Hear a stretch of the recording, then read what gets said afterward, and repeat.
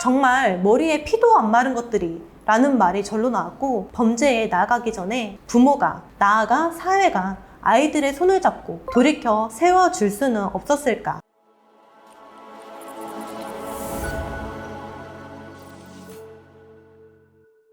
안녕하세요. 여러분의 평안한 일상을 위해 언제나 함께하는 변호사 무지우정 공변입니다. 오늘은 법적인 상식이 아니라 과연 무엇이 소년들을 범죄자로 만드는지, 제가 직접 맡았던 하나의 공통점을 가지고 있는 사건을 통해 느꼈던 점을 말씀드리고자 합니다. 우선 제가 처음 소년범 사건을 접했던 이야기를 해보려 합니다. 소년 보호 처분이 내려질 정도의 사건은 소년부로 송치가 되지만 14세 이상의 미성년자의 경우 사안이 중하다면 소년부가 아닌 일반 형사재판부의 성인과 동등하게 재판을 받게 되는데요. 이 사건의 당사자는 당시 중학교 3학년 학생이었음에도 불구하고 이 학생이 벌인 범행은 소년부로 송치되지 않고 바로 형사재판부로 가게 될 정도로 중한 범죄였습니다. 이 학생은 여학생이었는데 같이 어울려 다니던 중고등학교 남학생들이 범행을 먼저 모의했습니다. 그 범행은 바로 성인들을 대상으로 조건 만남을 하자고 유인하여 폭행한 후 나체 상태로 만들어 그 모습을 촬영하고 미성년자와 조건 만남을 하려 하였다는 것을 빌미로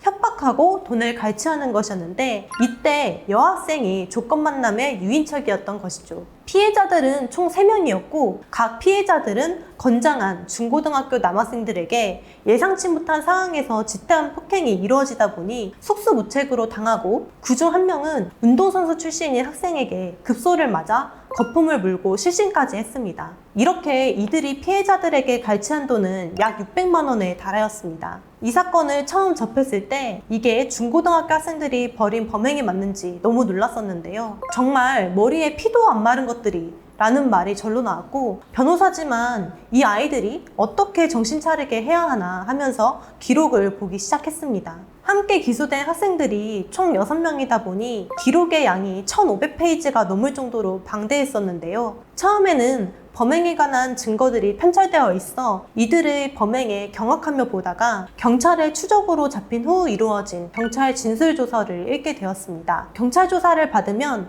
처음에 성명, 연령, 직업, 가족관계 등을 묻게 되는데요. 첫 번째 주동자였던 고등학교 남학생은 부모님이 이혼 예정이고, 두 번째 남학생은 아버지의 학대에 대한 신고 이력이 있었고, 세 번째 학생은 아버지가 2주일에 한 번 집에 오신다고 하고, 네 번째 학생은 아버지가 무직이어서 요양사인 어머니가 어렵게 생계를 책임지고 있고, 저희 의뢰인이었던 여학생 역시 오래전 부모가 이혼한 가정이었습니다. 단 한 명의 학생을 제외하고는 모두 무언가 결핍이 있다고 볼 수 있는 가정이었습니다. 어떻게 하나같이 이럴 수 있을까요? 그 진술조사들을 다 읽고 나니 착잡하고 쓸쓸한 생각이 들어 일이 손에 잡히지 않더라고요. 그리고 법정에서 저희 의뢰인뿐만 아니라 다른 공동피고인들을 마주하였을 때 저는 또 한 번 놀랐습니다. 제 의뢰인을 비롯한 몇몇 학생들은 저 아이들이 어떻게 잔악무도한 범행을 벌였다고는 상상도 못할 정도로 순박한 얼굴을 하고 상당히 공손한 태도를 보이고 있어 놀랐고, 또 한편으로는 대체로 자신이 벌인 범행이 얼마나 중한 범죄인지 인지하지 못하고 있는 듯한 모습에 놀랐습니다. 말 그대로 미성숙한 모습이었죠. 이들의 가정 환경과 법정에서의 모습을 본 저는 과연 이 학생들이 처벌을 받고 돌아갔을 때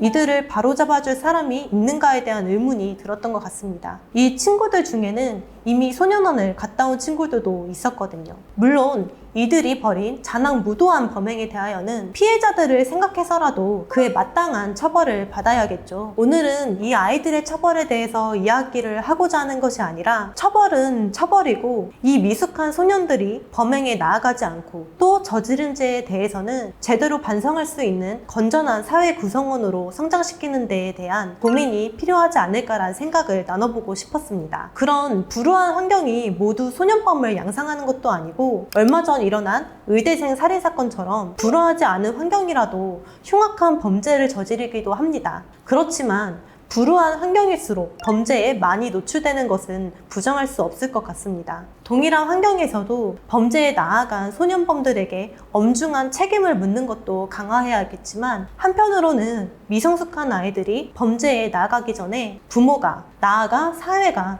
아이들의 손을 잡고 돌이켜 세워줄 수는 없었을까라는 생각을 함께 나눠보면 좋을 것 같습니다. 그럼 또 다른 주제로 다음 시간에 찾아뵙겠습니다. 여러분의 평안한 일상을 위해 언제나 함께하는 변호사 무제우정 공변이었습니다. 감사합니다.